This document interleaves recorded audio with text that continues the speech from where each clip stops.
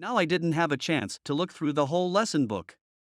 That is, I read 2 of the lessons in their entirety, with comments for the teachers, and made my own notes. The rest of the material I looked through with a cursory glance, looked at the discussion questions. I was generally pleased to see that very poignant issues are being raised that I don't think I've heard before in Sabbath school. Very serious statements are being made. This is gratifying on the one hand. On the other hand, the truth must be told to the end. Maybe not right away though. You don't have to set out to say it all now. But I sense what was not said before, and maybe there was even some unspoken taboo not to bring up some issues. I see now that they are beginning to come up, texts that I had not encountered before in Sabbath school, and some new statements from the spirit of prophecy are being heard. All of this has to do with 2 important issues. 1. This theory of truth, in particular the 1888 message of justification by faith, is the one that Ellen White is referring to. Although we don't see these numbers right here in the lesson. But perhaps they would be a red rag for someone, and it is premature to do so. And maybe Mark Finley refrained from it, or maybe he thinks so, but he raises this question of justification by faith. He quotes this very famous quote from Ellen White that says that the message of justification by faith is the message of the third angel. Several have written to me, inquiring if the message of justification by faith is the third angel's message, and I have answered, it is the third angel's message in verity. He doesn't do this in the first lesson, but he does it. That is, he mentions this truth. The question of sanctification is also raised more definitively. Reference is made to a text from the spirit of prophecy which says that Jesus is waiting for his character to be sealed in his people to come. When the character of Christ shall be perfectly reproduced in his people, then he will come to claim them as his own. This is the other aspect. The first aspect deals with faith, the second aspect deals with works, that is, justification and sanctification, and they come up very seriously. At one point, studying the first lesson, I thought that the author was somehow being very cautious or maybe even misinterpreting something. But in the second lesson, I saw that my assumptions that I made in the first lesson were not confirmed. The author was not, so to speak, leaning toward liberal theology. Rather, he laid the evangelical groundwork in the first lesson so that in the second lesson we could move on to more practical issues. By the end of the second lesson, I realized that I myself was being rebuked by the author. I accept this rebuke. I realized that the theories I am thinking about, which are so important for me to get all the concepts right everywhere, do not constitute the whole picture. Ultimately, we will not be judged by them, but by our deeds, by how our theology has been embodied in our experience, in our lives. This is essentially what I wanted to lead to. But it feels good to lead others to it, not myself. I look at it as a Sabbath school teacher, as someone who takes apart the lesson in order to teach it to others. And at some point God turns it around on me, and it's like I'm standing in front of a mirror. This happens to us quite often, and our particular practical challenge is how not to lose sight of Christ and at the same time look in the mirror at ourselves. In the mirror of the law, in the mirror of the image of Christ. Not just looking at him and teaching someone about what Christ is like. How do you teach someone else without teaching yourself, says the scriptures. The three angels' message, in my opinion, represents the fullness of truth, and this fullness is found not in the 14th, but in the 18th chapter, where it says that from his glory the earth was lightened, and this fourth angel summarizes the message of the three angels. That is, he is the angel of the three angelic message presented in a harmonious way. What I am saying now is very important, maybe revealing at once what we need for the future for the study of this message.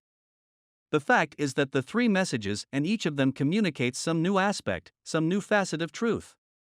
It has come to pass that among our people, each of the groups that constitute modern Adventism divides among themselves the three messages, choosing their part. Each of them sympathizes with one facet of the truth rather than the whole message in its entirety. In the preface to the lesson, Mark Finley mentions three leading figures in the history, developing godlessness: Nietzsche, Marx, and Darwin. He then proceeds to mention the three angelic message. This message refutes the false ideas proclaimed by the three figures mentioned above. What is interesting is that if you look closely, it is not just a random coincidence of the number 3. Here are three messages, and there are three figures. The fact is that each of the three tidings responds individually to each of these three theories, but in fact the order of action is different. That is, God has a message of three harmoniously interconnected parts joined together, and Satan has three responses of his own.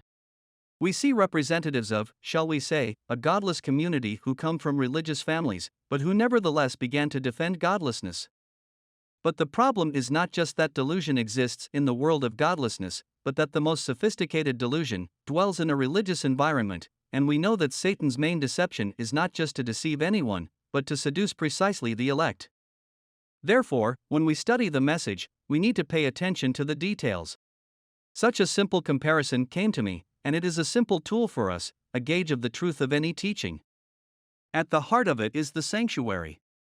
But the sanctuary, and especially the earthly sanctuary, is not the object itself, it is only the image of the object on which everything is based.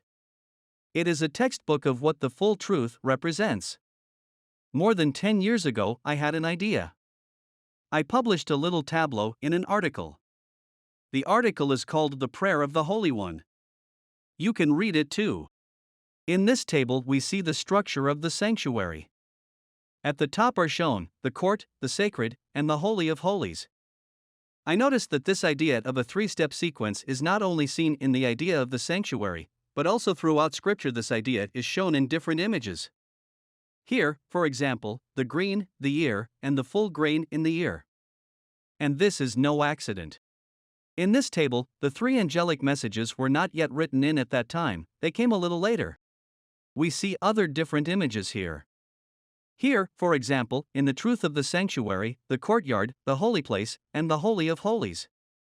In the image of the growing grain, the green, the ear, and the full grain in the ear. In the historical exodus of the people of Israel from Egypt, which is an image of what the nation is accomplishing today, we see the stages, Egypt, the wilderness, and Canaan. In what ways they are similar to the sanctuary. In Egypt a sacrifice was made just as there was an altar in the courtyard. In the desert, as in the sanctuary, the people walked, being moved by God. There were similar attributes. There was a table of offerings, a lampstand, and so on. So in the wilderness we see the pillar of fire and the pillar of cloud, the manna, and so on. In terms of salvation, we see these three stages: justification, sanctification, and holiness. If we take the history of the Reformation in a very simplified way, we can imagine three stages: Lutheranism, Methodism, and Adventism, all corresponding to the restoration of the truth of salvation, consistent with the images of the sanctuary in history, the stage of purification, sanctification, and preparation for the second coming of Jesus Christ for the people of God. That is, all that resembles the attributes found in the Holy One. And Canaan is an image already of the heavenly kingdom, which begins already on this earth. It is an image, precisely, that coincides in attributes with the Holy of Holies. In the image of the biological growth of man, we also see these stages of spiritual growth: children, young men, and fathers, what John writes about in his first epistle. What does all this have to do with our theme? The point is that this table can be supplemented with images, not only positive and revealing of the truth, but also those that sow error. Darwin, Marx, and Nietzsche could also be placed on this table. Darwin laid the biological foundation of godlessness, Marx the economic, and Nietzsche the philosophical. They too are the heralds of the world of godlessness, answering the questions that the sanctuary poses and that the sanctuary answers, but finding true answers. And they offer a counterfeit. As I said, this fallacy is not only represented in the world of godlessness, but is also represented in religious doctrine. Particularly in Adventist doctrine, there is a struggle for these ideas of godlessness. They are naturally not shown in Adventist theology, but in a distorted version of Adventist theology, these ideas will be hidden. So for us Scripture scholars, being warned that Satan will try to seduce the elect, and as we understand it is the people of God, then of course these ideas of ungodliness will try to hide somewhere behind a plausible screen. I would like to show one interesting and important quote from the writings of the Spirit of Prophecy. While in Roosevelt, New York, August 3, 1861, different churches and families were presented before me. The different influences that have been exerted, and their discouraging results, were shown me.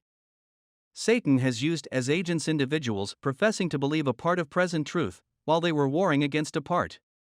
Such he can use more successfully than those who are at war with all our faith. His artful manner of bringing in error through partial believers in the truth has deceived many, and distracted and scattered their faith. Here is the second time we see it spoken of by those who believe in part. This is the cause of the divisions in northern Wisconsin. Some receive a part of the message. I hope we all understand that the problem is not just in northern Wisconsin, but all over the world and in all places where this is happening. Some receive a part of the message and reject another portion. Some accept the Sabbath and reject the third angel's message. Now that's a very interesting thought right there. Some people accept the Sabbath and reject the message of the third angel. That's why I wanted to read that quote. It's all interesting in itself, but this one in particular. We'll come back to it in a moment. Yet because they have received the Sabbath, they claim the fellowship of those who believe all the present truth. Then they labor to bring others into the same dark position with themselves. They are not responsible to anyone.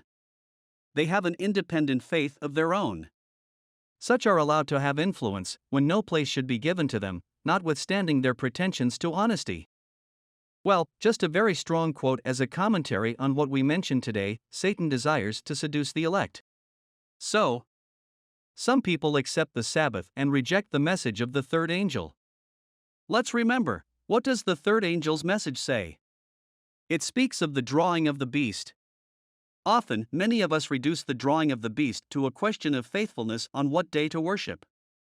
That is, it's the Sunday law and everything around that. But Ellen White writes later in this chapter. As far as the Sabbath is concerned, he occupies the same position as the Seventh-day Baptists. Separate the Sabbath from the messages, and it loses its power, but when connected with the message of the third angel, a power attends it which convicts unbelievers and infidels, and brings them out with strength to stand, to live, grow, and flourish in the Lord. Not all Sabbath observance is true Sabbath keeping. Sabbath keeping must involve not just the message of the three angels, but the message of the third angel. But the message of the third angel is not true unless it is heard along with the other messages. I said at the beginning that a disjointed message, when its parts, representing different facets of truth, are separated from one another, is not the full truth. Therefore, only in harmony, only together, do the three messages make sense. It is also written in Ellen White that these three messages do not sound in succession one after the other. No. Each successive message joins the previous message. It is as if the passengers boarded the same carriage at different stops and continued on together to the final station. It is more or less the same here. So only harmonious unity and harmonious accord are needed. Therefore, when we study the material, we must be attentive to the details. As a preface, I would like to say that the topic raised is a very important one. But it is very important to cover it correctly, so that in the end, maybe not at first approximation, but still we must eventually reach a full understanding of what the whole truth is, and not just some part of it. Because partial acceptance, as we have seen, is not only dangerous, but is the greatest danger. Because it is better to know nothing at all about the truth than to present it in a distorted form. Even the godless will not bring as much evil as the religious who believe the truth in part. By the way, she gives the example of the Seventh-day Baptists. What is their main difference? I think it is that they do not accept the spirit of prophecy. If that is true, then there are a lot of Seventh-day Baptists among us in the ranks of the Adventist Church today. Well, there are, of course, distinctive Adventist doctrines about the immortality of the soul and so on, but one of the essential differences is unbelief in the works of the spirit of prophecy, and there are quite a few of them among us today. So turning our eyes to the spirit of prophecy is also one of the tasks of Sabbath school, and without the works of the spirit of prophecy we will be defenseless at the end of time, although the spirit of prophecy should not replace the scriptures. Yet we see people who crucified Jesus Christ, and they were not against the Sabbath. They kept the Sabbath, but they came to a sad conclusion.